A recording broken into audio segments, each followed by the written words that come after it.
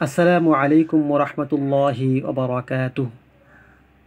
আলহামদুলিল্লাহি রব্বিল আলামিন ওয়াসসালাতু ওয়াসসালামু আলা সাইয়্যিদিল আনবিয়া ওয়াল মুরসালিন ওয়া আলা আলিহি ওয়া সাহবিহি আজমাইন, আম্মা বা'দ। বিসমিল্লাহির রহমানির রহিম। আরেক পাহলওয়ান ছিল আব্দুল আসাদ। তার এত শক্তি যে শক্ত হয়ে দাঁড়ালে কয়েক পাহলওয়ানও তাকে টলাতে পারত না। সেও একবার লড়াই করার বড়াই দেখালো। তারও একই দশা হলো, লড়াই করে মাটিতে গড়াই খেল। রোকানা ও আবুল আসাদ দুজনে আল্লাহ নবীর সঙ্গে কুস্তি লড়েছেন। তবে পার্থক্য হয়ে আছে, হযরত রোকানা তো সাহাবী হওয়ার সৌভাগ্য লাভ করেছেন, কিন্তু দুর্ভাগা আবুল আসাদ কুফরের অবস্থায় মারা গিয়েছে। তাছাড়া নবীজি দয়া করে রোকানাকে গাছের হেঁটে আসার মুজিজা দেখিয়েছেন, আবুল আসাদকে নয়।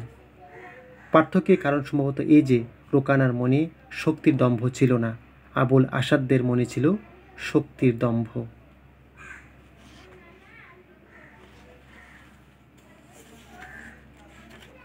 ছোট বন্ধুরা, এতক্ষণ তোমাদের যা বললাম সেটা হলো সাহস ও বীরত্বের সাধারণ অর্থ। বীরত্ব ও সাহসের আরও গভীর একটি অর্থ আছে, আর সেটি হচ্ছে আসল সাহস, আসল বীরত্ব।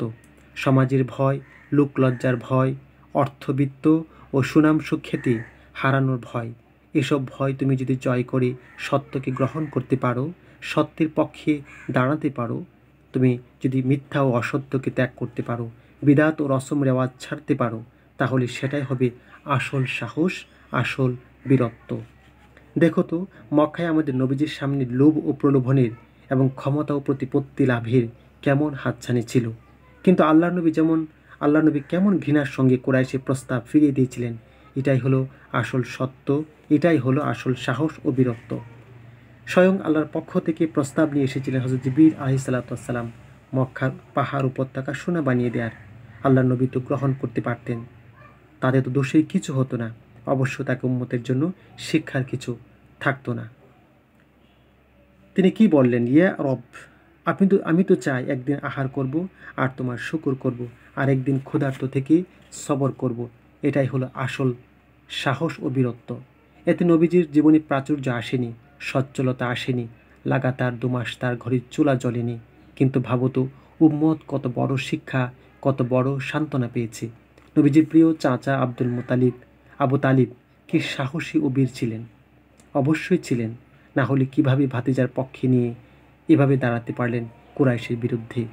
কিন্তু সাহস ও বীরত্বের এই যে দ্বিতীয় অর্থটি, পরম পরিতাপের বিষয়, সেটি তার ছিল না। তাই তো নবীজিকে চিনতে পেরেও, সত্যকে বুঝতে পেরেও এবং নবীজির পাশে থেকেও সমাজ কী বলবে, গোত্রের লোকে কি বলবে, এ ভয়ে সত্যকে তিনি গ্রহণ করতে পারেননি। নবীর জন্য, ইসলাম মুসলমানদের জন্য এত কিছু করেও হকের দাওয়াত কবুল করার সৎ সাহসটা দেখাতে পারেননি। এই কারণে যুগ যুগের মুসলিমিনের মনে কত কষ্ট, এখন আমাদের মনেও কত কষ্ট। কারণ আল্লাহ নবীর বড় ইচ্ছা ছিল যেন তিনি ইসলাম কবুল করেন, সেই ইচ্ছা পূর্ণ হয়নি বলে নবীজির দিলে বড় কষ্ট ছিল। তো বলতেই হবে, এটা ছিল আবু তালিবের ভীরুতা ও বুজদিলি, এটা ছিল তার সাহসহীনতা ও কাপুরুষতা। অনেকে অন্যায় করে, ভুল করে, কিন্তু লজ্জার ভয়ে, শাসনের ভয়ে তার স্বীকার করতে পারে না, বরং একের পর এক মিথ্যার আশ্রয় নিয়ে নিজের অন্যায় লুকাতে চায়, এমনকি নিজে বাঁচার জন্য অন্যের উপর দোষ চাপিয়ে দেয়। কারণ ভুল স্বীকার করার এবং ভুলের শাস্তি গ্রহণ করার নৈতিক সাহস ও বীরত্ব তার মধ্যে নেই। আর ওই যে সাহাবী নিজের থেকে এসে বলেছিলেন, হে আল্লাহর রাসূল, আমার ভুল হয়ে গেছে, আমাকে শাস্তি দিন, আমাকে পাক করুন, আমি আখিরাতের পাকড়াও থেকে বাঁচতে চাই। এটা তিনি করতে পেরেছেন কারণ তার সাহস ছিল অন্যায় ও অপরাধ স্বীকার করে নেওয়ার এবং লোকলজ্জার ভয় ত্যাগ করে অন্যায়ের শাস্তি গ্রহণ করার।